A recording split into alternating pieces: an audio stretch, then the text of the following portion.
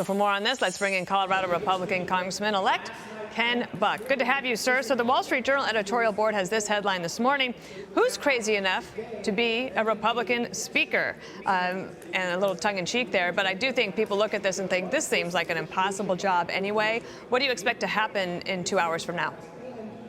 Well, first of all, I think it's the worst job in America, and I don't know who would want it. You have to literally juggle 10 different interest groups in a conference. I think what's going to happen in 2 hours is either we are going to adjourn again and continue negotiations, or a deal has been reached. The outline of the deal was just mentioned. I think McCarthy is willing to go there. I don't know if the 20 who are holding out are willing to go there.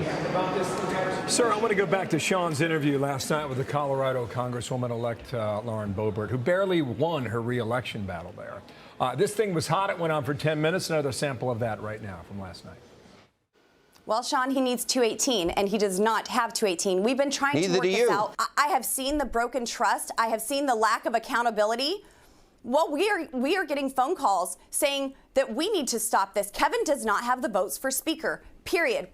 This went on, sir, and Hannity's point is that why do 10% of the caucus hold up the entire operation when you've got big issues to get to, and is what the American people voted for, frankly, in November? Well, I think there's a number of reasons. The first, there are a group of people, 5, 6, 7 people who just don't like Kevin McCarthy. They've had issues with him. They're not going to vote for him. Then you've got another group of people who want certain policy issues or procedure issues.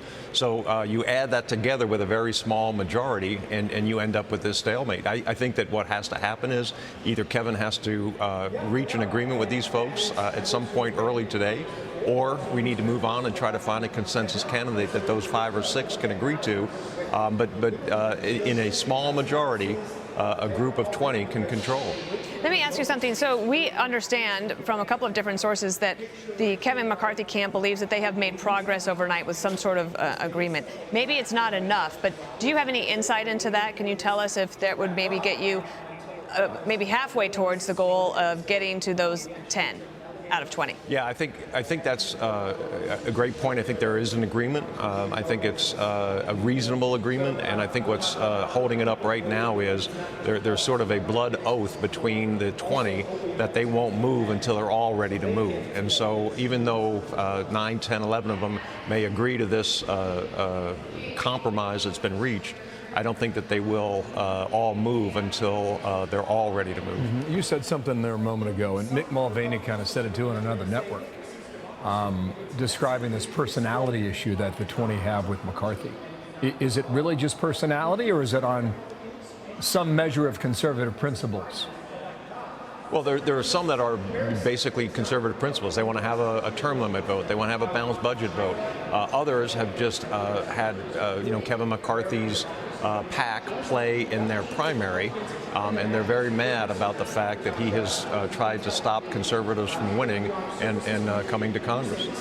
Congressman, let me ask you about that term limit thing. Is that for the Congress to decide, or for the people who elect the congressmen to decide? You know, there are some places that might want to have term limits. Other constituents might not want to have that. Is it just for chairmanships, or would this be for any congressperson? Well, it would be for members of the House.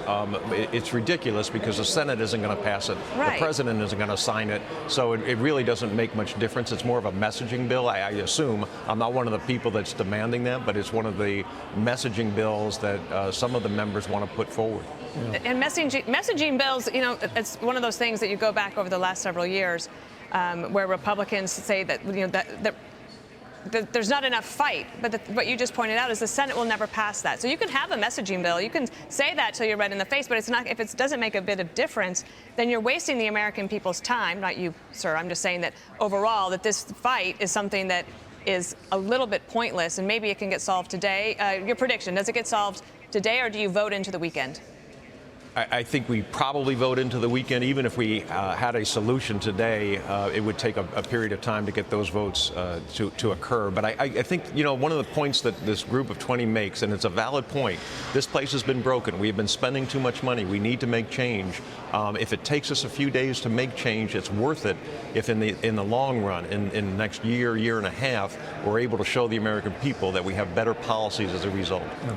That would be something. Yeah, that's the point they would make, too. Ken Buck, thank you so much for coming on today. Thank you. Appreciate it. We're watching at noon Eastern Time. I'm Steve Ducey. I'm Brian Kilmeade. And I'm Ainsley Earhart. And click here to subscribe to the Fox News YouTube page to catch our hottest interviews and most compelling analysis.